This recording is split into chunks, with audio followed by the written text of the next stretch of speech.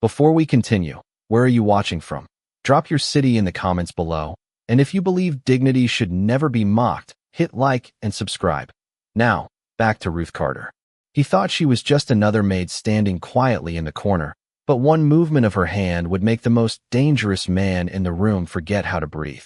The Moretti mansion glittered that night like a palace built to intimidate heaven itself.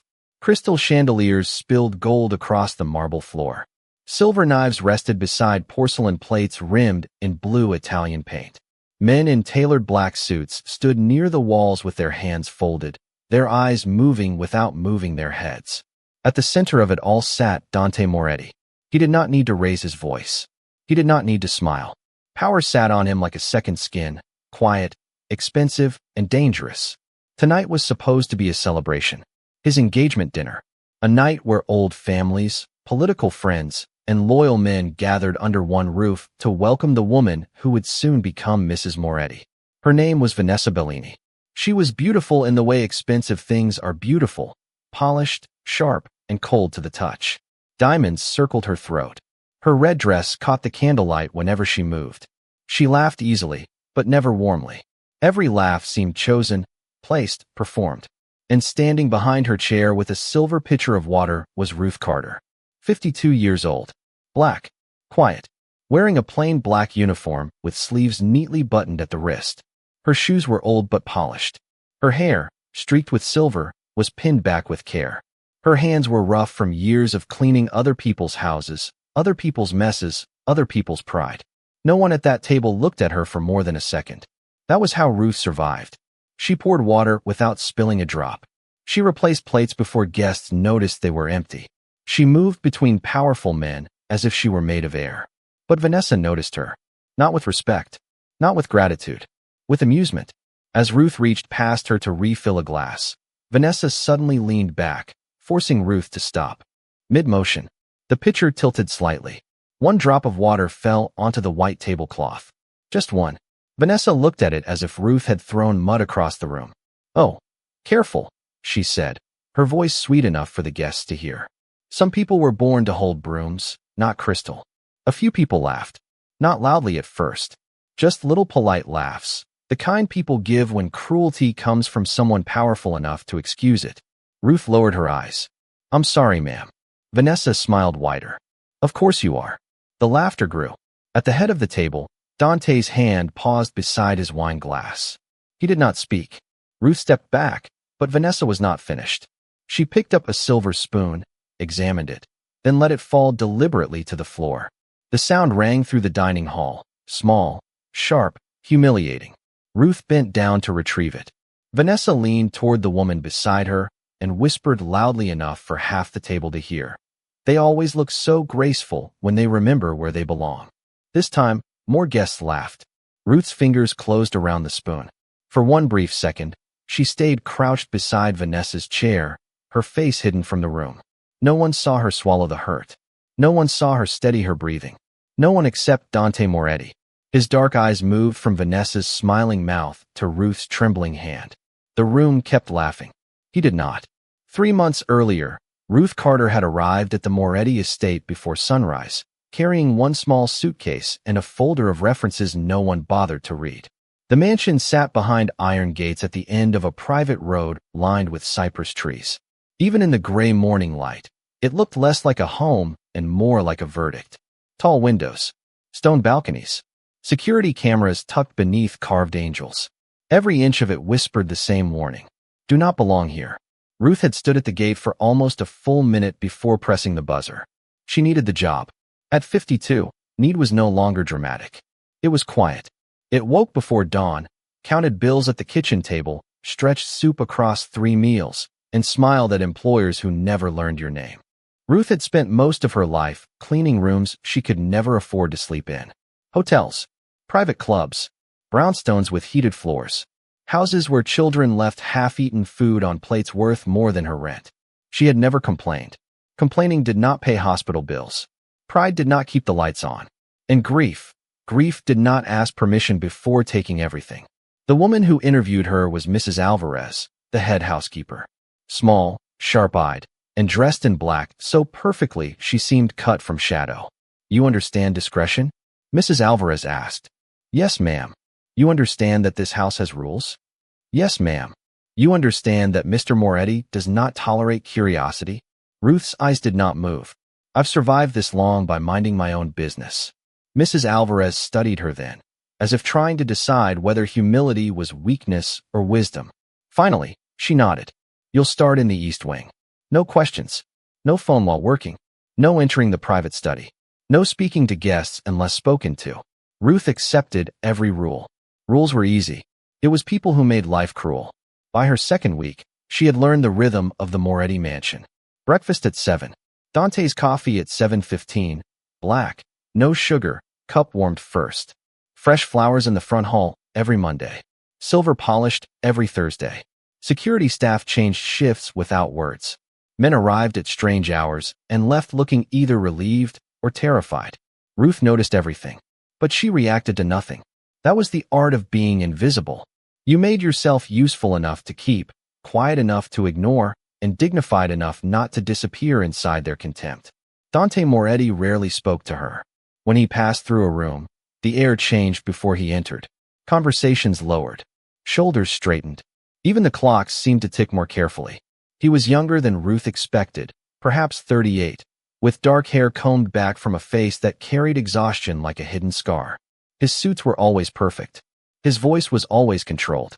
But sometimes, late at night, Ruth saw him standing alone beneath the portrait of his mother in the West Corridor. That was when she first understood. Power had not made him happy. It had only taught him how not to look wounded. The portrait showed Isabella Moretti in a cream dress, one hand resting lightly over her heart. She had kind eyes, but not soft ones. Eyes that had seen danger and refused to kneel to it. Ruth had known those eyes. Long before this mansion. Long before Dante became the kind of man others feared. Long before Vanessa Bellini entered his life with diamonds at her throat and poison in her smile. Years ago, Ruth had worked for Isabella Moretti in a smaller house near the old Italian neighborhood. Back then, Ruth was not just a maid.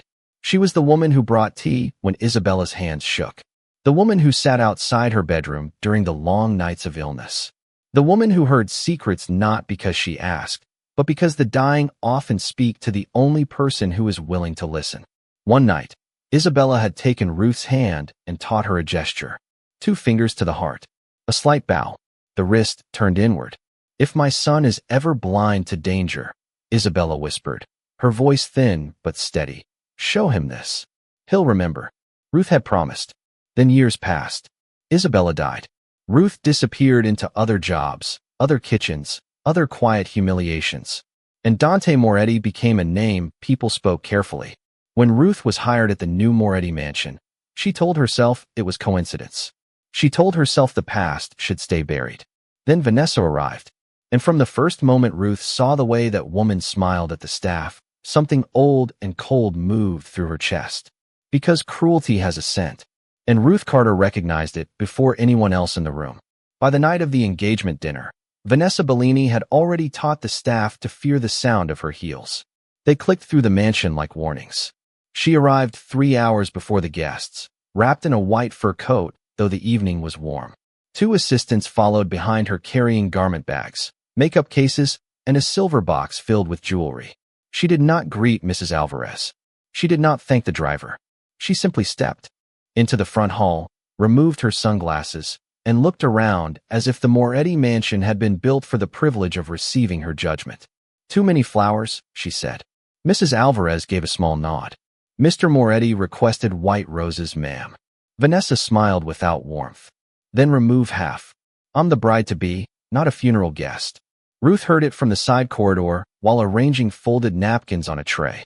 Her hands paused for only a second. White roses had been Isabella Moretti's favorite. Everyone in the house knew that. Everyone except Vanessa. Or perhaps Vanessa knew and simply did not care. The staff moved quickly after that. Flowers were removed. Candles were replaced. Table settings were shifted 3 times because Vanessa disliked the way the gold rims caught the light. She treated the household like a stage crew and herself like the only person the audience had come to see. By 6 o'clock, the dining hall had transformed into a glittering display of wealth and control. The long table held 24 place settings. Crystal glasses stood like frozen rain. Silverware reflected candlelight in thin, sharp lines. Outside the tall windows, the city darkened beneath a violet sky. Ruth stood near the service door with the other staff, waiting for instructions. Vanessa turned slowly, her eyes passing over each uniformed worker until they stopped on Ruth. "You," she said. Ruth stepped forward. "Yes, ma'am." Vanessa tilted her head. "You'll serve beside my chair tonight." Mrs. Alvarez stiffened. "Ma'am, Ruth usually handles the sideboard. I can assign—" "No," Vanessa interrupted. "I want her." The words were simple, but the room felt colder after them. Ruth understood immediately. Some people chose jewelry to feel beautiful. Vanessa chose people to stand beneath her, so she could feel tall. "As you wish," Ruth said. Vanessa walked closer, close enough for Ruth to smell her perfume. Expensive, floral, and too strong. Her eyes moved over Ruth's face, her hair, her hands. "What's your name again?" "Ruth Carter, ma'am." "Ruth." Vanessa repeated it slowly, as if testing whether the name deserved space in her mouth. "Try not to embarrass me tonight." Ruth held the tray steady. "I'll do my best." Vanessa laughed softly. "I'm sure that's all you've ever done." The assistants behind her smiled because they thought they were supposed to. A younger maid looked down at the floor. Mrs. Alvarez pressed her lips together, but said nothing. That was how power worked in houses like this. Cruelty did not always enter shouting. Sometimes it entered wearing diamonds, speaking gently, daring everyone to pretend they had not heard. Then Dante Moretti appeared at the top of the staircase. The entire front hall changed. Conversations died. Shoulders straightened. Even Vanessa's smile shifted into something softer, prettier, less true. Dante descended slowly in a black suit, one hand brushing the rail. His eyes moved across the hall with the calm precision of a man who noticed details for a living. The missing roses. The nervous staff. Ruth standing too close to Vanessa. For a moment, his gaze rested on Ruth. Not long. Just enough. "Everything ready?" he asked. Vanessa crossed the hall and slipped her arm through his. "Perfectly. I made a few improvements." Dante looked toward the half-empty flower arrangements. "I see." His voice gave nothing away. Vanessa leaned closer. "Tonight matters, Dante. Your people need to see that I can stand beside you." Dante turned his eyes to her. "Standing beside me is not the same as ruling over everyone beneath you." The sentence was quiet. Vanessa's smile froze for half a heartbeat, then returned. "Of course," she said. "I only want everything to be worthy of your name."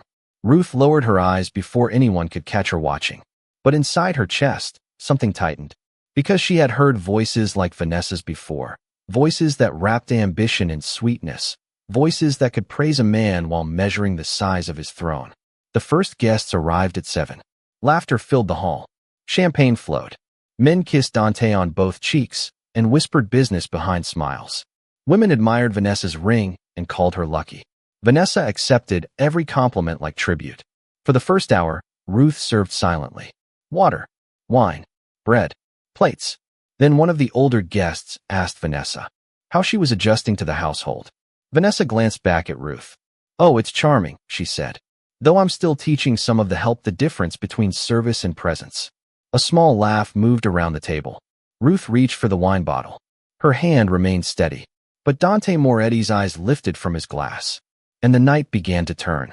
The first insult had been dressed as humor. The second came dressed as correction. Ruth was replacing the salad plates when Vanessa lifted one manicured finger and stopped her without looking directly at her. "Not from that side." Ruth paused. "My apologies, ma'am." Vanessa sighed softly, as if Ruth had ruined something sacred. "You see, Dante, this is what I mean. A household is only as refined as the people allowed to move through it." A few guests lowered their eyes to their plates. No one defended Ruth. That was the cruelest part. Not Vanessa's voice. Not the words themselves. But the silence of people who knew better and chose comfort over courage. Ruth stepped back, corrected her position, and served again. Dante watched from the head of the table. His expression remained unreadable, but his fingers had stopped moving around the stem of his wine glass. Across the room, one of his guards noticed and straightened almost imperceptibly. Vanessa noticed too, and because she misunderstood silence, she grew bolder. "Ruth," she said, loud enough for every guest to hear, "where did Mrs. Alvarez find you?" Ruth held the serving bowl against her waist. "Through an agency, ma'am." "An agency?" Vanessa smiled. How generous. I've always believed in giving people opportunities, even when they lack polish. A woman near the middle of the table laughed into her napkin. Ruth said nothing. She had learned long ago that dignity did not always announce itself. Sometimes it stood still while ugliness performed for applause. Vanessa leaned back in her chair, enjoying the room's attention. Tell me, Ruth, have you worked in homes like this before? Or is this your first time around real silver? The question landed softly. The humiliation did not. For a moment, the chandelier seemed too bright, the room too warm. Ruth could feel every eye on her uniform, her hands, her shoes. She thought of all the rooms she had cleaned over the years. The nurseries, the sick rooms, the kitchens after midnight, the quiet corners where wealthy people cried after sending everyone else away. She thought of Isabella Moretti, and she answered carefully, I've worked where I was needed, ma'am. Something in that sentence made Dante look up fully. Vanessa's smile thinned. It was not rebellion. Not exactly. But it carried a weight Vanessa did not like, a calm she could not dominate. So she reached for something sharper. As Ruth moved to pour red wine into her glass, Vanessa shifted her elbow. Just enough. The glass tipped. Wine spilled across the white tablecloth and splashed onto Vanessa's dress. The room gasped. Vanessa froze for half a second, then pushed back her chair so violently it scraped against the marble. Oh my God. Ruth set the bottle down at once. Ma'am, I'm sorry. Let me. Don't touch me. The words cracked across the room. Every conversation died. Vanessa stood, staring down at the red stains spreading across the fabric of her dress. Then she looked at Ruth with eyes bright from anger and opportunity. You did that on purpose. Ruth's face remained still, but her heart sank. No, ma'am. I would never. Vanessa gave a small, disbelieving laugh. Of course you would. Women like you always pretend to be humble until envy shows. A deep silence moved across the table. Even the guests who had laughed before did not laugh now. Dante's jaw tightened. Vanessa turned toward him, her voice suddenly wounded, beautiful, rehearsed. Dante, are you going to let your servant humiliate me at our own engagement dinner? Ruth bent to retrieve the fallen napkin. Her fingers brushed the broken edge of a small decorative glass dish Vanessa had knocked from the table in her movement. A thin red line appeared across Ruth's palm. She closed her hand quietly, but Dante saw it. Vanessa did not. She stepped closer to Ruth, lowering her voice just enough to sound intimate, but not enough to hide the cruelty. Apologize properly. Ruth looked up. I have apologized, ma'am. Vanessa's smile returned, colder than before. No, I mean properly. The room held its breath. Vanessa pointed to the floor. On your knees. Ruth did not move. The candles flickered. Somewhere in the hall, a clock ticked once, then again. Dante Moretti slowly set down his glass. The sound was barely louder than a whisper, but everyone heard it.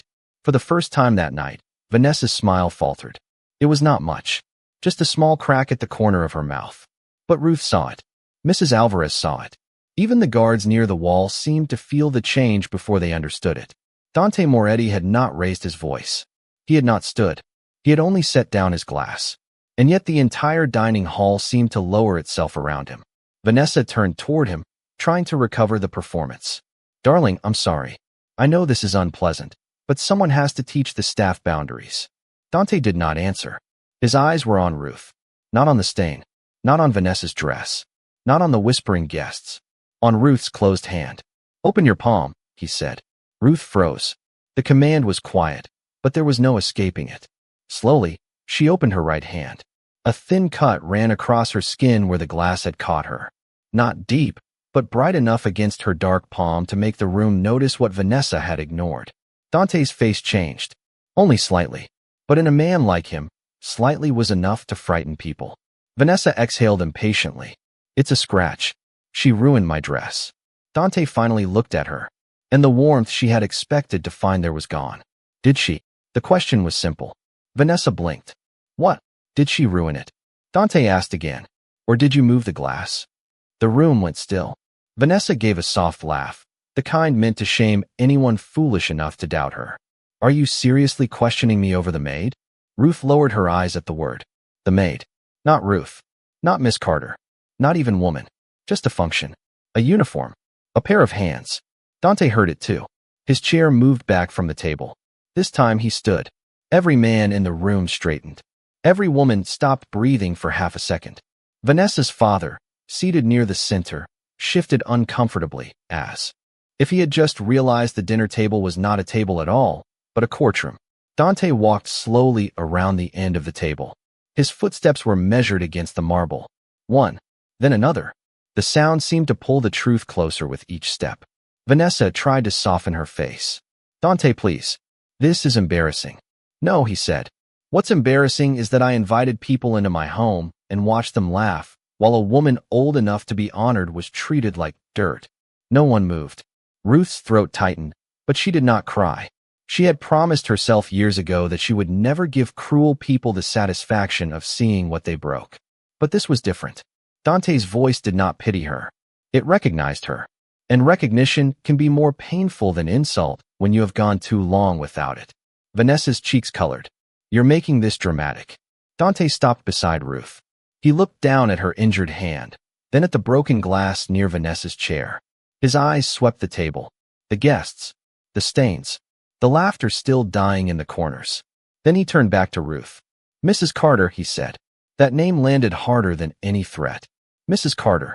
The guests who had dismissed her suddenly looked at her again, as if a title had made her visible. Ruth lifted her gaze. "Yes, sir." "Did she ask you to kneel?" Vanessa's lips parted. Ruth did not answer immediately. Her silence was not fear. It was mercy wrestling with truth.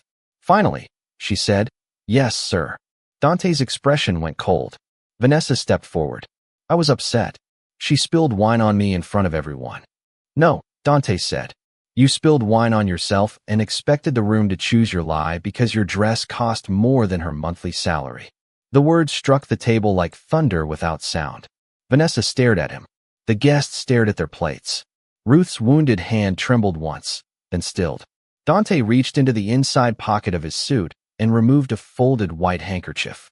Not tossed, not handed carelessly.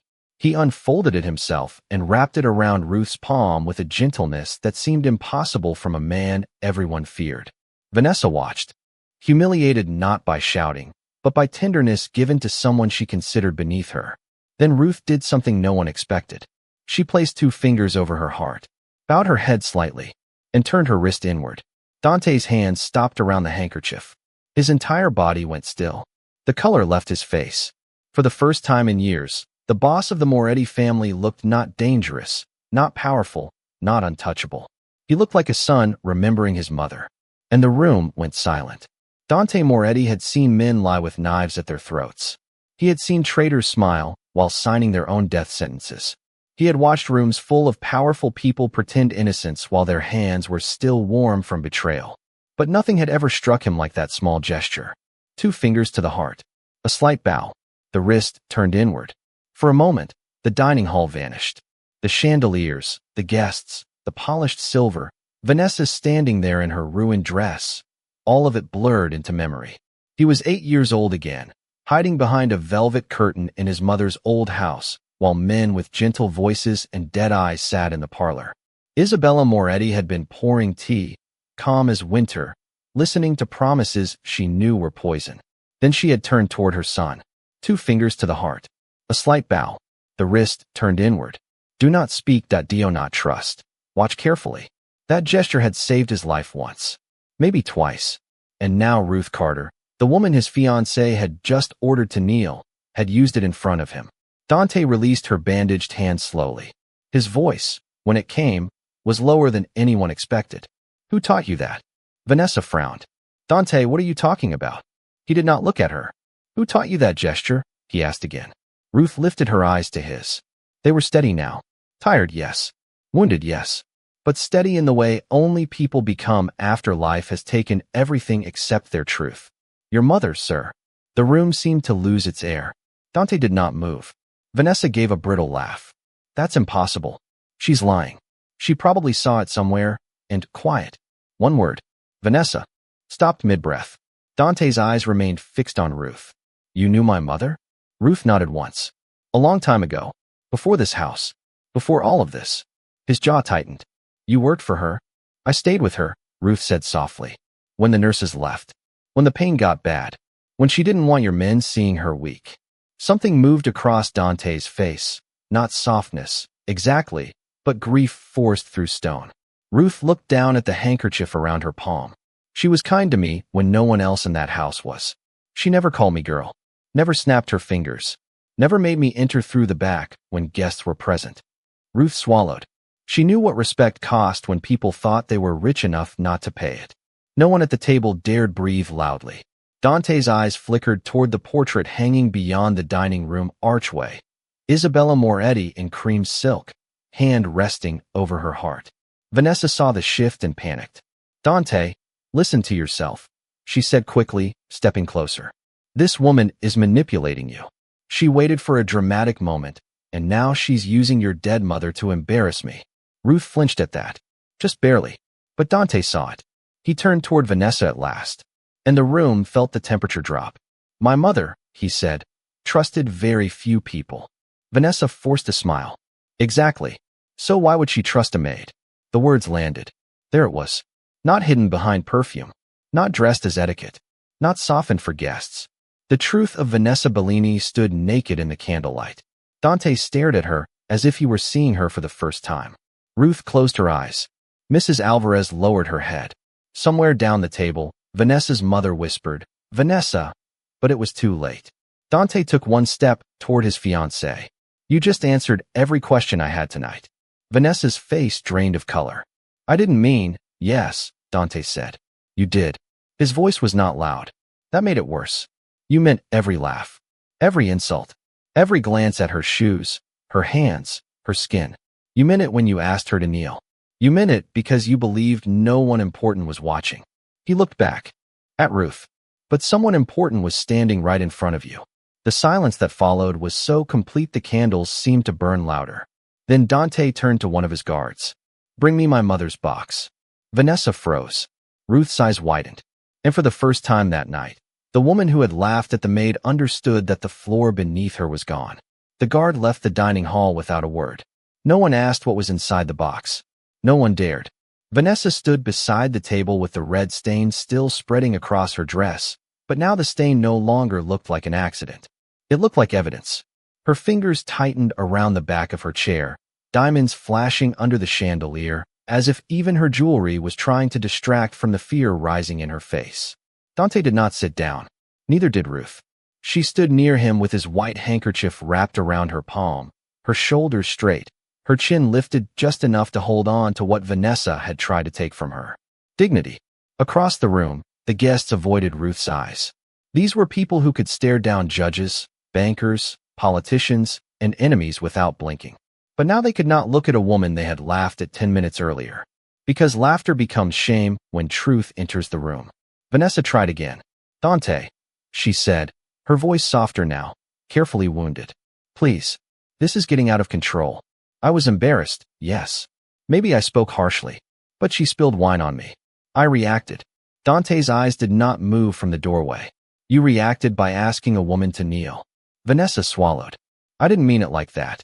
Ruth's gaze lowered for a moment, not because she was afraid, but because some lies are too small to deserve the dignity of being answered. Dante turned slowly. How did you mean it? Vanessa opened her mouth. Nothing came out. The silence answered for her. Then footsteps returned from the hall. The guard came back carrying a small wooden box, dark with age, polished by hands that were no longer alive. It was not large. It had no gold trim, no diamonds, no family crest. Just carved walnut, a brass latch, and a faded ribbon tied around the handle. But Dante looked at it as if it weighed more than the mansion itself. He took it carefully. For the first time all night, his hands were not steady. Ruth saw it and looked away, granting him privacy in the only way she could, by not witnessing the wound too openly. Dante placed the box on the table. The sound was soft. Still, half the guests flinched. My mother kept two kinds of records, Dante said. The official ones everyone knew about, and the real ones. Vanessa's father shifted in his seat. Dante, perhaps this family matter should be handled privately. Dante looked at him once. The man went silent. Dante opened the latch. Inside were letters bound in cream ribbon, an old rosary, a pair of reading glasses, and a photograph worn at the edges. He lifted the photograph first. It showed Isabella Moretti sitting in a garden years ago, thinner than in her portrait, but still graceful, still fierce. Beside her stood a younger Ruth Carter in a plain blue dress, holding a tray of tea. Neither woman was smiling for show, but Isabella's hand rested gently on Ruth's wrist. The room leaned into the image without moving. Dante held it up. "Explain this," he said. Vanessa stared at the photograph. Her face tightened. "Staff take pictures with employers all the time." Ruth said nothing. Dante set the photograph down and removed a letter. He unfolded it slowly, as if every crease carried his mother's breath. His voice changed when he read. Not softer, older. "My son, if this letter ever reaches your hands, it means you have forgotten that power is not the same as wisdom." Dante stopped. The room seemed to tilt. Vanessa's lips parted. He continued, "There are people who will bow to you because they fear your name. And there are people who will stand beside you because they remember your soul. Learn the difference before you give your life to the wrong one." Ruth closed her eyes. She remembered Isabella writing that letter. Remembered the lamp beside the bed. The medicine bottles. The rain tapping against the windows. Remembered how Isabella had asked her to bring one more sheet of paper because there were things a mother could not say while her son was still too proud to listen. Dante's thumb pressed against the page. Then he read the line that ended Vanessa Bellini. "If Ruth Carter ever gives you the old sign, listen to her. She sees cruelty before men like you are willing to name it." No one breathed. Dante lowered the letter. His eyes found Vanessa. "Now," he said, voice cold enough to cut glass, "tell me again that she is just a maid." Vanessa's mouth trembled. But for once, the woman who had laughed first had no laughter left. The room went silent. The letter lay open in Dante Moretti's hand like a verdict written by the dead. For several seconds, no one moved. The dining hall that had once glittered with confidence now felt stripped bare. The crystal still shone. The candles still burned. The silver still rested in perfect rows beside untouched plates. But all the beauty in the room had become useless because one humble woman's name had just carried more weight than every diamond at the table. Ruth Carter stood very still. She had not asked for revenge. She had not raised her voice. She had not pointed a finger at Vanessa or demanded that anyone believe her. She had simply done what Isabella Moretti had once asked her to do. Give the sign. Tell the truth without shouting. And now the truth was standing in the room, looking every guilty person in the eye. Vanessa's lips moved, but no sound came out at first. Then she forced a laugh so thin it almost broke before leaving her mouth. "This is ridiculous," she said. "A sentimental letter from a dying woman doesn't prove anything." The moment the words left her mouth, even her own father closed his eyes.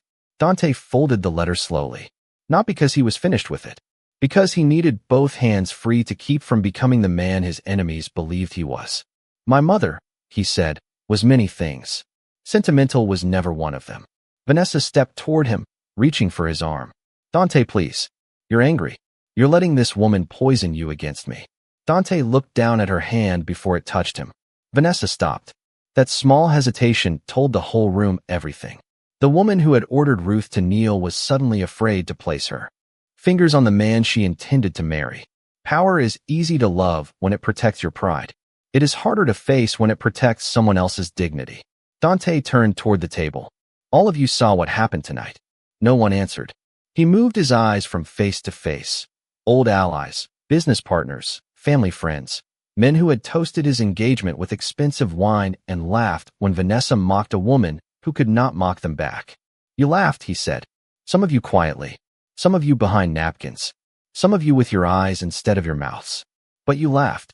The shame spread faster than the wine stain. A man near the center cleared his throat. "Dante, we didn't understand the situation." Dante's eyes cut to him. "You understood enough to enjoy it." The man looked down. Vanessa's mother whispered, "This has gone too far." Dante nodded once, almost gently. "Yes, it went too far when a guest in my home thought a servant's pain was entertainment." Then he looked at Vanessa. "And it ended when you asked her to kneel." Vanessa's face hardened. The softness vanished. The wounded bride disappeared, and beneath her stood the woman Ruth had recognized from the beginning. Cold, proud, cornered. "You would throw away our future over her?" Vanessa asked. "Over a housekeeper?" Dante did not blink. No, for half a second, relief flickered across her face.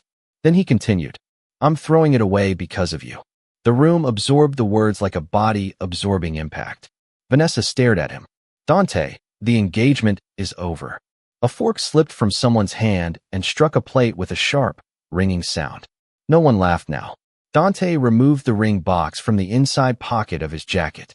It was small, black velvet, the kind of box women at that table had admired all evening without ever seeing what was inside.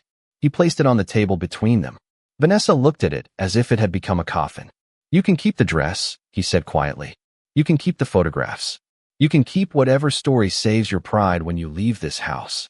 His voice lowered. "But you will not keep my name." Vanessa's eyes filled with tears, but they were not tears of sorrow.